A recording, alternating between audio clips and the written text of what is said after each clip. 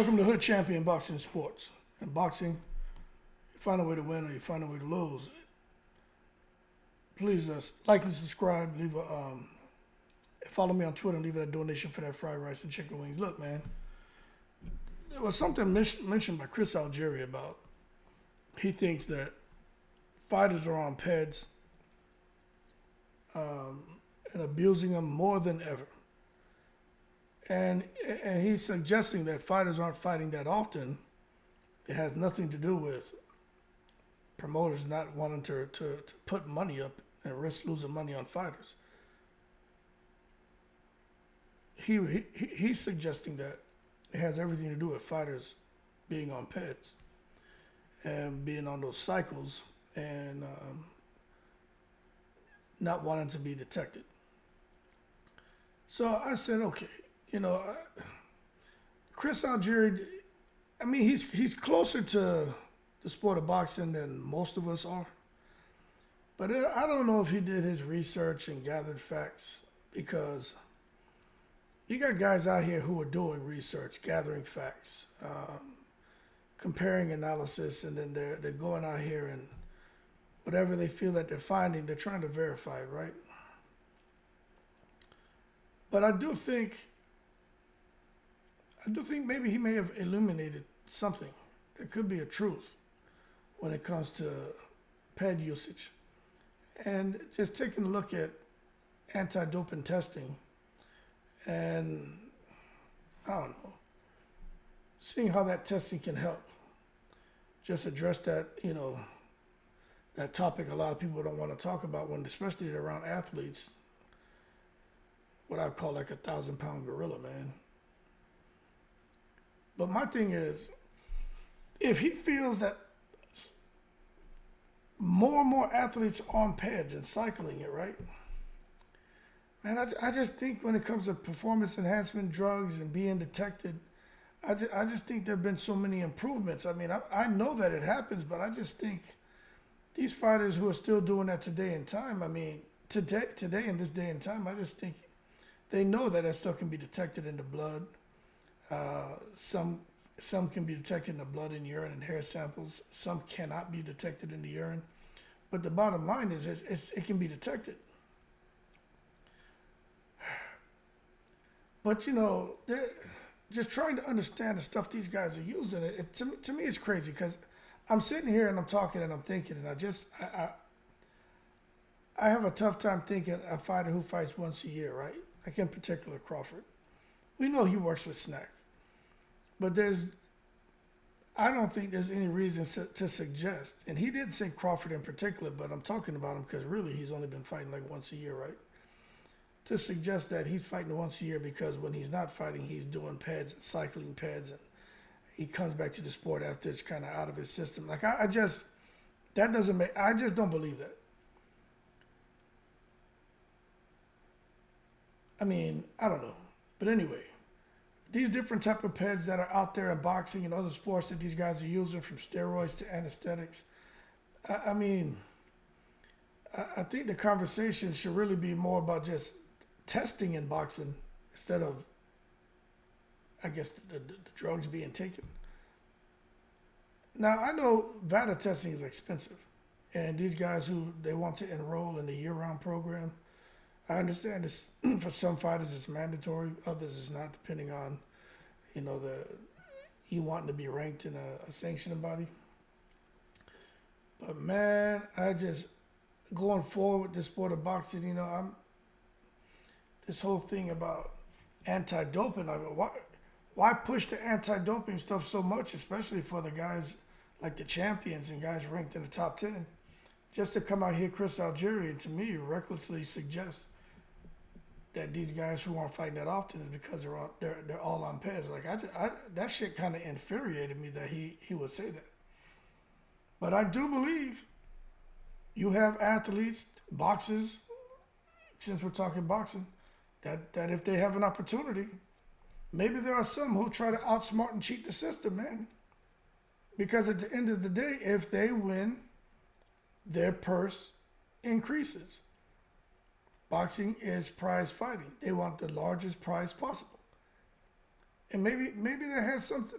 Maybe there is some truth to what Algeri is saying, but I just don't think like for him to come out and suggest the majority of fighters are doing it. I don't believe that. But I mean, they have improved urinalysis. They got all kind of technology and different testing formats, hair, saliva. I mean, just to think of just how much goddamn duck, duck, duck, duck, goose that has to take place just to, I guess, get away with it. I don't know, man. And I think fighters are becoming more and more educated on the health risk associated with taking these substances. I don't know, man. It's crazy, but what I will tell you is that these different agencies out here, man, they're making strides, and they don't seem to be slowing with their efforts to try to make sure that they can identify athletes who aren't on a level playing field. So we'll see how that continues to grow and develop, man. But you see this thing about blood and urine, that's a good thing because Ryan Garcia recently had blood, had urine, supposedly had the hair sample done. But there has been a lot of research done far and wide, and let me tell you something.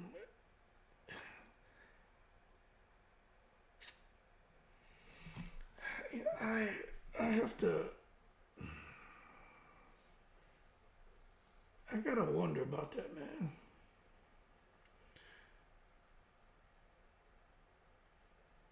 You see this WADA and USADA. They're using blood tests. They're using urine testing. But there are some things that can be detected, some things that can't.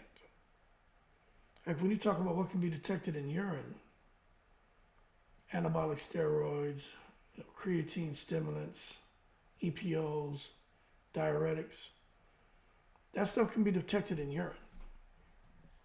And then when it comes to Peds that the agencies are using blood tests to detect, this one is a big deal. This HGH, the human growth hormone, and then EPO, which some would know as Mircera. I read an article that said when it came to HGH that it's still very difficult to detect the HGH because their bodies naturally produce HGH. So when you see these reports come out, like with a fighter who had high levels of testosterone, and they say it's just because of the body produces an abnormally high amount. When they start talking about these different things, like I'm gonna tell you, I'm not an expert on it, but it makes me stop and say, well, how? But when you come out here and read and try to get smart on it, you can't help but say, you know what, man? Somebody's taking it to the stupid. It doesn't make sense. But I don't know. But this shit about some things only being able to be detected within a window of 24 to 48 hours, and I just think when you have certain things an athlete can take, in particular like HGH, I just think it's crazy that they can go and almost never get caught. You know what I'm saying? If you can take something and not be tested within a 24 to 48 hour period, and for that to be out your system, you can almost go your whole career and never ever get caught taking these damn HGHs and other things. That's crazy. But anyway, I will hope that this stuff they're saying isn't true, man. And I can sit here now and you look at what's going on in the sport of boxing, that makes me think about Floyd Mayweather. He came out and saying he just wants to clean up the sport, wants to be in a level playing field, trying to protect himself, other boxers from juiced up opponents. I think Floyd was on to something, man. I really do. But I don't know. I think if they really wanted to find out if fighters were juicing and stuff, you know what? Fighters don't want to go out there and have their blood drawn, whatever. They don't want to do a urinalysis, whatever. They keep talking about the hair follicle testing.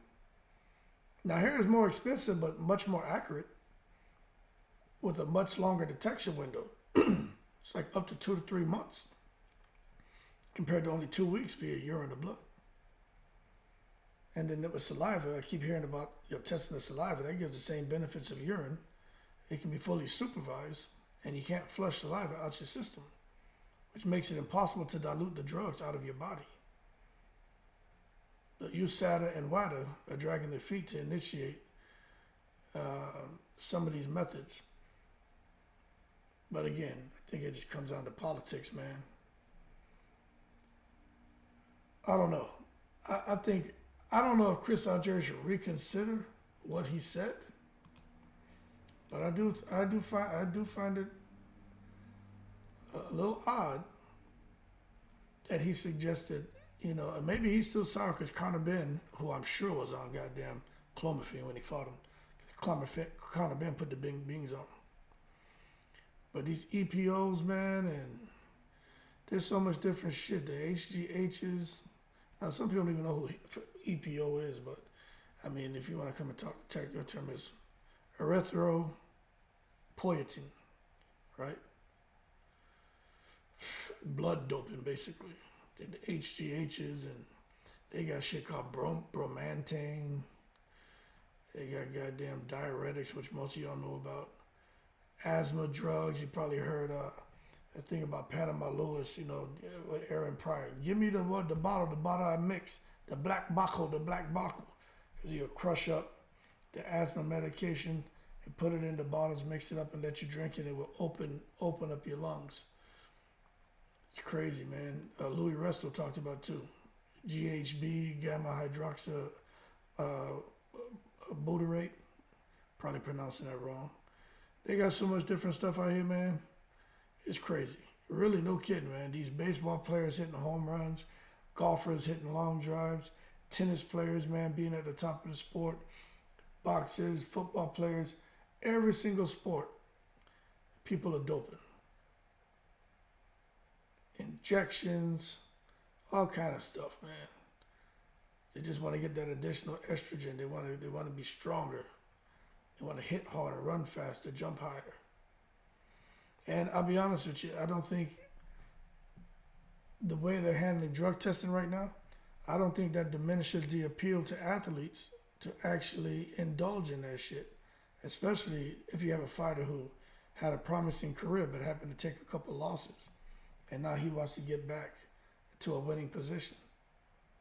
Good example right now. Of course, I'm not saying he's doing it, but when I look at Daniel Dubois, if there was anyone who I would be like, yo, you need to look at this guy, it would be Daniel Dubois right now. Had a loss, couple losses, couple subpar performances, and then he's been able to kind of resuscitate his career. Like, how did that happen? But anyway, I ain't an expert on it. I like to have conversations. That's all I'm doing. Say that these boxers are fighting one time a year because they're on Peds. So if a fighter fights one time a year, that's what Chris Algeri is suggesting. It could be because more and more fighters are on Peds now. I don't know. What do you think?